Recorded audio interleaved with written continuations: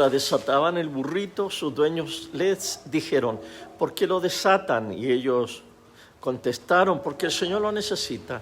Luego se lo llevaron a Jesús, echaron sus mantos sobre el burrito e hicieron montar a Jesús. Conforme Jesús avanzaba, la multitud tendía sus mantos por el camino. Cuando se acercó a la bajada del Monte de los Olivos, todo el conjunto de sus discípulos comenzó a gritar de alegría y a alabar a Dios por todas las maravillas que habían visto. En esta que es la Semana Santa hemos tomado como base de meditación la entrada de Jesús a Jerusalén, la cual llamamos el Domingo de Ramos. Y en nuestras meditaciones ahondaremos en estas 4 personas que se dan cita en la ciudad santa.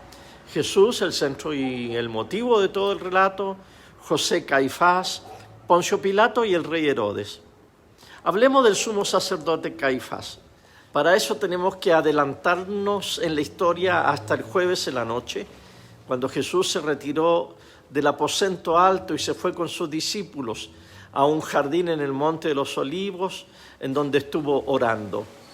Judas lo traicionó y llegó con un grupo de soldados del templo a apresarlo.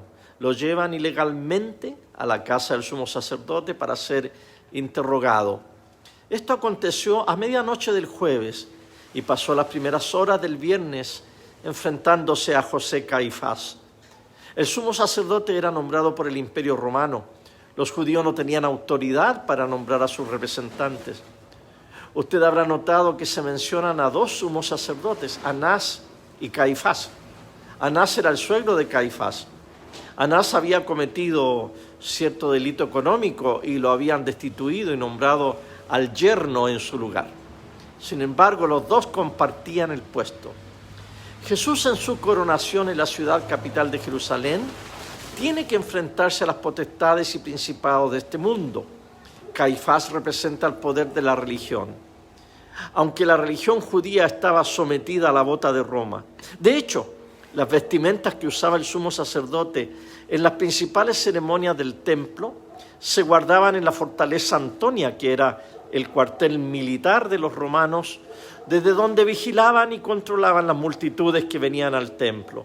Ahora, en la Pascua judía, Caifás tuvo que ir a la fortaleza militar Antonia a tocar la puerta con el fin de que Poncio Pilato sacara del closet las túnicas sacerdotales para poder usarlas durante la fiesta.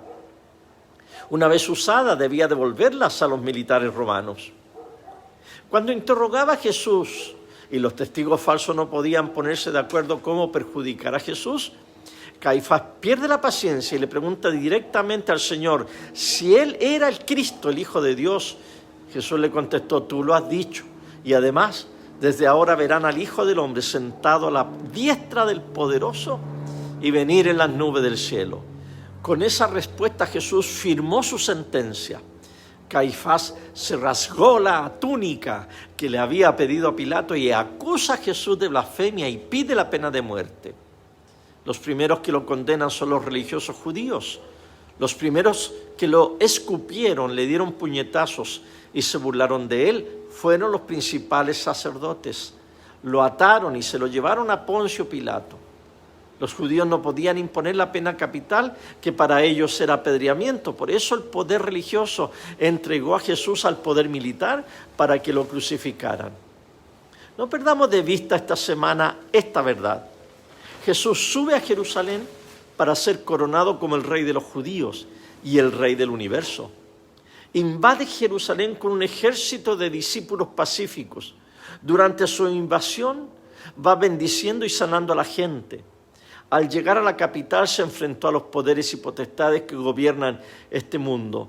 El primer enfrentamiento fue con el poder religioso.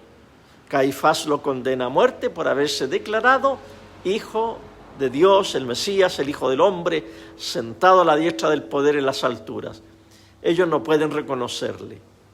¿Puede usted reconocer en este Jesús escupido, abofeteado, con los ojos en tinta y los pómulos sangrantes, al Rey que nos salva? Oremos la oración ahora, que corresponde al martes santo. Oh Dios, que por la pasión de tu bendito Hijo convertiste a un instrumento de muerte vergonzosa en un medio de vida para nosotros, concede que de tal modo nos gloriemos en la cruz de Cristo, que suframos con alegría la vergüenza y privación por causa de tu Hijo, nuestro Salvador Jesucristo, que vive y reina contigo y el Espíritu Santo, un solo Dios, por los siglos de los siglos. Amén.